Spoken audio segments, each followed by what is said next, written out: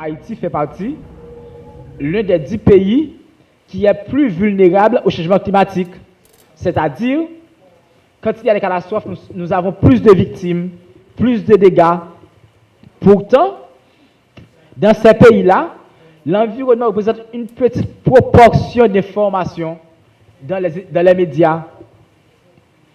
Comme j'ai dit tantôt, on en parle quand il y a catastrophe, quand il y a colloque, quand il y a un séminaire, mais ça n'a pas encore d'importance et qu'il mérite dans les informations.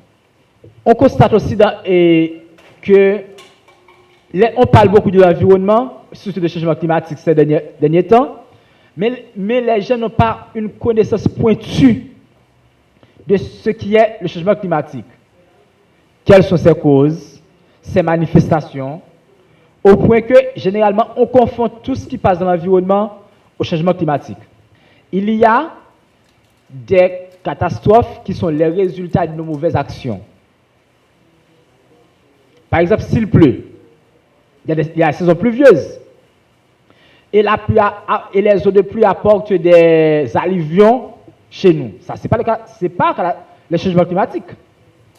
C'est nous, ce n'est pas le changement climatique. Il faut bien expliquer aux gens ce que le changement climatique, les actions stratégiques qui permettent d'améliorer le journalisme axé sur le changement climatique, l'adaptation au changement climatique doit commencer dans les médias, dans les micros des journalistes, dans les pages de nos journaux, devant nos caméras et sur nos petits écrans, sur les réseaux sociaux. Parce que généralement, les gens croient ce que disent les médias. On prend souvent les journalistes pour des experts, des gens qui maîtrisent leur sujet. S'il est vrai que nous ne maîtrisons pas les sujets nous-mêmes, mais nous avons la responsabilité de donner la parole à ceux qui en ont la maîtrise. C'est pourquoi je dis tout à l'heure, il faut aller vers les experts, vers les acteurs, vers les victimes sur le terrain pour constater nous-mêmes. Et bien, à ce moment-là, on peut aider les gens à mieux s'adapter. Et comment fonctionnent les médias? Les gens écoutent quelque chose aujourd'hui, on ne fait pas attention. On dit, ah, c'est pas vrai. On écoute ça demain, on commence à y réfléchir. On écoute après-demain, on dit, ah, cette fois-ci, c'est vrai. Et bien là, quand tu es devant la réalité, tu vas avoir le réflexe de faire ce que tu avais entendu à la radio. Par exemple, j'ai écouté à la radio, j'ai lu dans le journal, que quand on brûle les ordures, ça va provoquer des maladies respiratoires. Eh bien, depuis ce jour-là, j'essaie au maximum de fuir là où on brûle les déchets. Et quand j'ai vu des gens respirer ces choses-là, je dis, ah, ces gens-là peuvent tomber malades. Mais si on dit ça aux gens, on le dit, c'est sûr que ça peut changer de comportement. Les médias figurent parmi les outils qui peuvent aider au changement de comportement. Un journaliste puissant peut permettre aux citoyens, au secteur privé et aux décideurs de collaborer à la conception d'adaptation efficace et de stratégies d'atténuation. Qu'est-ce qu'on peut entendre par un journaliste puissant? C'est un journaliste qui a une grande audience et qui devient un leader d'opinion. Généralement, les gens aiment la facilité, ceux qui disent des choses fascinantes, des choses à sensation. Pour moi, le journalisme puissant, c'est celui qui donne une information de qualité, une information vérifiée, une information exacte. Eh bien, ce type de journalisme-là peuvent aider à prendre de bonnes décisions. Par exemple, il arrive souvent que je mène des enquêtes, je fouille pendant 1 mois, mais je publie un texte et qui n'a pas une grande audience. Il y a une déclaration du président, une déclaration de parlementaire qui a des milliers de partages, qui a des dizaines de milliers de likes ou de vues sur les réseaux sociaux. Mais il y a une chose, le texte qui est fouillé, le texte qui est bien travaillé, certaines personnes vont le couper et le mettre dans les archives pour consulter à l'avenir. On va l'utiliser dans les études. Je me rappelle avoir écrit un article, plusieurs années après, quelqu'un m'a dit, tu te souviens de cet article? Je l'ai lu encore aujourd'hui. Quand je reçois des textes, quand quelqu'un m'appelle, ah, et je voudrais faire une étude sur ton texte, ça veut dire que le journalisme de qualité a toute son importance. On doit le faire même si on est mal compris. On doit le faire même si c'est impopulaire. On doit le faire tôt ou tard. On va cueillir les fruits. On va trouver que c'était utile. Le journalisme doit répondre à une chose. Ça doit ancrer dans la réalité. Quel intérêt que j'ai d'écouter une information qui ne me concerne pas? Je n'ai aucun intérêt à ça. Par exemple, si je suis à Jérémie, mon problème, ce sont des insectes qui piquent, qui dévorent mon jardin. À Port-au-Prince, on parle d'une loi sur la criminalité, le kidnapping. Et je n'ai pas de kidnapping chez moi. Mais je n'ai pas d'intérêt dans cette information.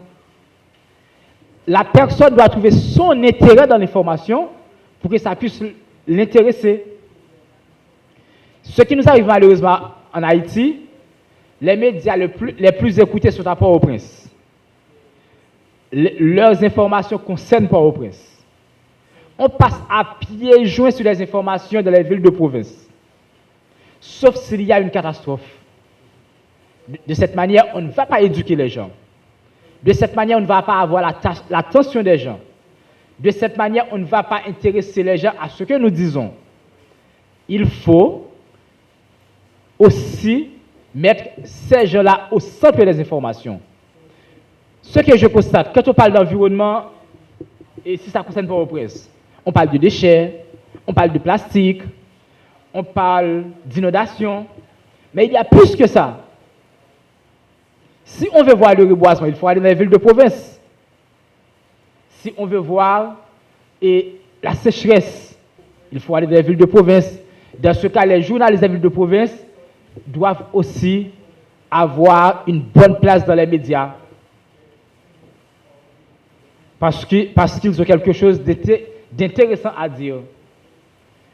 Globalement, le réchauffement climatique est plutôt le parent pauvre de l'information au grand public. Et je l'ai dit déjà, on parle de changement climatique comme un mot savant, comme quelque chose qui concerne les experts, qui concerne une élite, mais pas tout le monde. Pourtant, nous subissons tous les effets du changement climatique. Je me rappelle, j'ai été à Sainte-Lucie, dans un colloque sur l'environnement. J'étais avec Bello, ça concernait les artistes et les journalistes. Et puis, après la conférence, Bello a pris la parole, il a dit « J'ai compris maintenant que je vais faire quelque chose contre le changement climatique. Je peux utiliser moins d'électricité. Éteindre l'ampoule que je ne suis pas dans la chambre. » Eh bien, à son retour, Bello est devenu l'un des ambassadeurs du changement climatique. Mais quand on est allé vers les gens, on va avoir leur collaboration. On va avoir leur participation. On va avoir leur attention. Et il faut donc que les médias d'information apprennent à faire lien entre le changement climatique et nos vies. J'ai noté 2 commentaires concernant un texte sur le changement climatique. Je lis pour vous, tel que je les ai pris. Les lectrices et lecteurs sont lassés, sont fatigués des constats négatifs et veulent des solutions simples. Quand les gens lisent l'information sur le changement climatique, ils sont fatigués des solutions difficiles. Par exemple, si vous dites aujourd'hui aux Haïtiens, pour combattre le changement climatique, ou bien pour s'adapter, il faut reboiser totalement le pays. Ah, la personne va dire, ah, ça me dépasse. Les gens ont besoin des solutions simples, des solutions à leur portée. Ces solutions sont très peu souvent abordées, comme ce que vient nous témoigner le Collège éducatif pressoir. La plupart des articles se contentent de dresser un constat négatif sans proposer de solutions d'alternatives. Et un autre commentaire, les solutions proposées sont souvent trop rébarbatives ou demandent trop d'efforts pour très peu d'impact. Eh bien, les gens nous demandent des solutions à leur portée, des solutions simples. Il n'y a pas assez d'études scientifiques sur le phénomène. Par exemple, les journalistes sont là pour donner les informations. Mais comment les gens reçoivent les informations? Ça, il faut des études pour le dire. Est-ce que ça sert? Est-ce que les gens se sentent à l'aise? Est-ce que les gens les approprient? Eh bien, il nous faut des études pour le dire. Voilà un champ de collaboration, de coopération entre les médias, ou encore les journalistes et les universitaires. Et ça sera être très utile eh bien, dans la lutte, ou encore dans les efforts d'atténuation et d'adaptation au changement climatique.